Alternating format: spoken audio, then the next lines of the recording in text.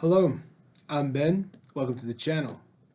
So today we're going to talk about what you should teach your leaders, what you should teach your managers or your bosses, right? So basically, as we've gone through our videos, we've talked about quality of process and product and what the customer gets. But now you need to talk about the leadership and what's going to get your team to the point that they can provide those things. So there's 6 key points that I'm going to make in this video, and we're going to take some time to roll through them. Hopefully it won't be too long of a video, but these things are very important, right? So number one, when you're talking about leaders and leadership, you need to make sure that you've got their mindset and their values in check. You need those people to have a growth mindset, meaning not only are they anticipating growth or expecting growth, they are energetically seeking it out. And then also, not only are they growing and looking to grow themselves, but they're also looking to grow their own subordinates and their own team. So that growth mindset is number one.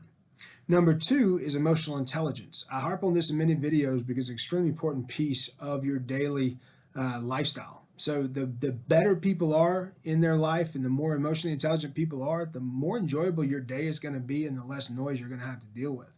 So emotional intelligence is extremely important. Managers should be selfless, self-aware. They should make better decisions, communicate more effectively, and are more relatable. Managers that have these traits have strong emotional intelligence. So once again, that emotional intelligence is going to drive managers that are self-aware. They're going to be making better decisions. They're going to be able to communicate more effectively, and they're going to be more relatable. And that's going to be valuable to your team. So number two is emotional intelligence. Number three is a manager or able to manage transition. So as we talked about videos, transition change is constant, right? The only thing in life that stays the same is the fact that change is constant. So you want to make sure that your managers can handle transition. They can handle those changes in an appropriate way to share concerns and challenges with their team and have their team understand we can handle this because you're taking it a piece at a time. Just like we've said before, like Theodore Roosevelt said, you can eat an elephant one bite at a time, right? So manage transition is number three. Number four, we'll probably spend the most time on, that's the most important part. It's about coaching, right? Coaching is extremely important because if you want to sustain teammates, you got to let them know where they're at. You got to let them know where their expectations are, where they're falling short, where they're meeting, and you need to be giving that feedback in a timely manner and at a regular pace. If you do that, the good and the bad are celebrated equally. People don't have to sit here and worry about a once-a-year performance review. Oh my God, what's it going to be? You know, I had a great 3 months in January, February, March. But man, my November and December have been tough because of family health problems, etc. You're not having to fear recency bias as a teammate because your leadership is providing timely, specific feedback often, right? So it's not something you have to ask for, it's being provided often. So coaching, number one, is provide timely and specific feedback. The second piece of that is delivering the hard feedback in a motivational and thoughtful way. So everybody is going to make mistakes. Everybody's going to have challenges. Everybody's going to have concerns.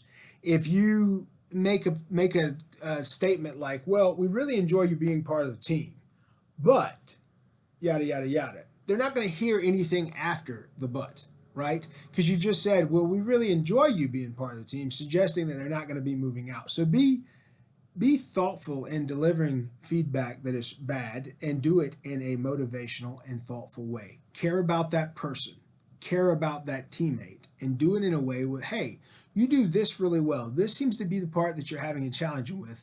What can I do to help you with that?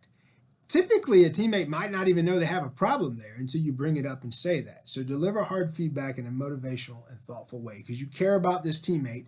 You're better with them than without them. So get them that training and that feedback that they need.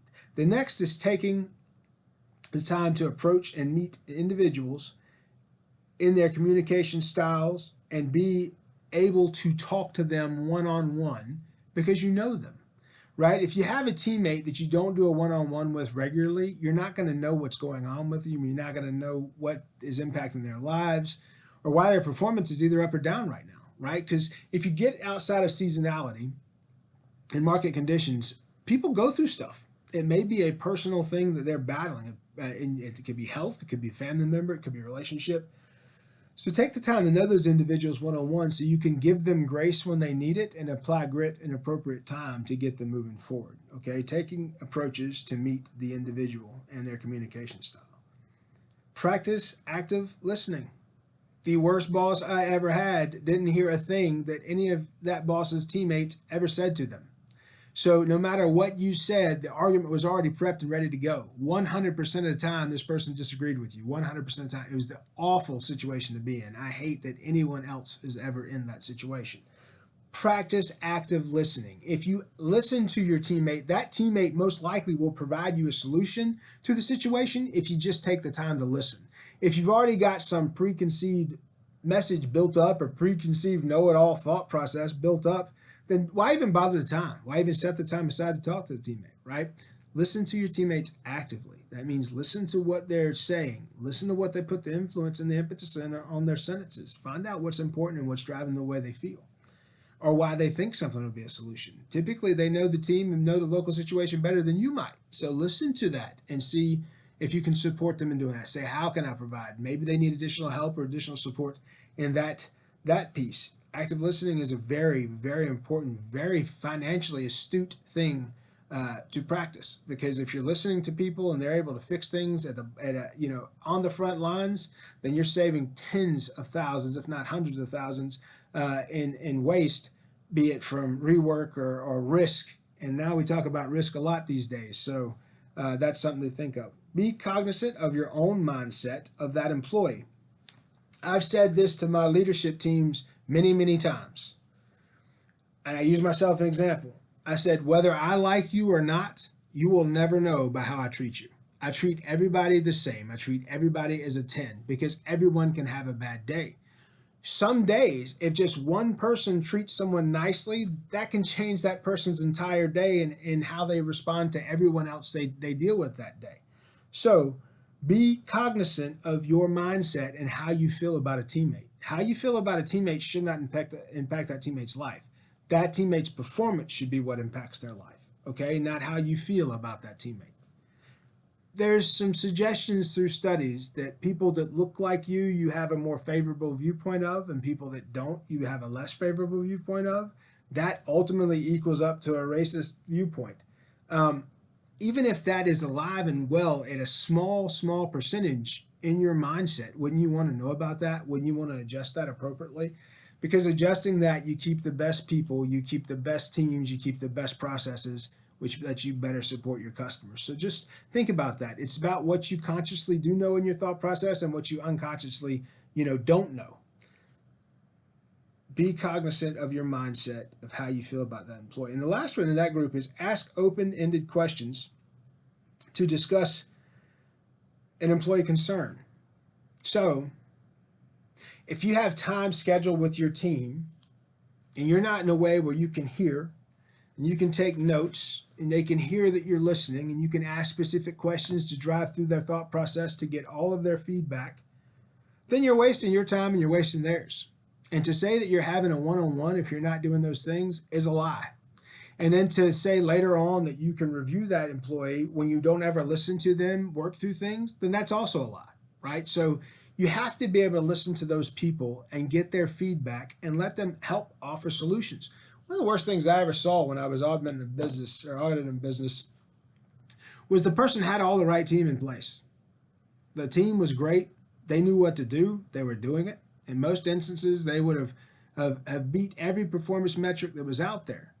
But the boss, on the other hand, wanted things done their way, which was less productive, less effective, because they weren't listening to the frontline team.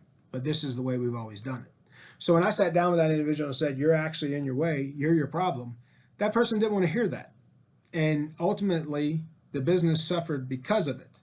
When they decided to listen and things were then reviewed appropriately, things started to change for the better. Number 5 is feedback. Be consistent and offer feedback free of bias, free of positive or negative influence. Be motivational and give the feedback, whether it's positive or negative, with the same emotional response, the same emotional outlay. And number 6 is decision making. good managers, good leaders should be able to make decisions and be decisive. If you like this video and you like what it's about, please like and subscribe to the channel. Please share with those that might see use in the video. And please return to watch all our other videos. I appreciate you. Be good.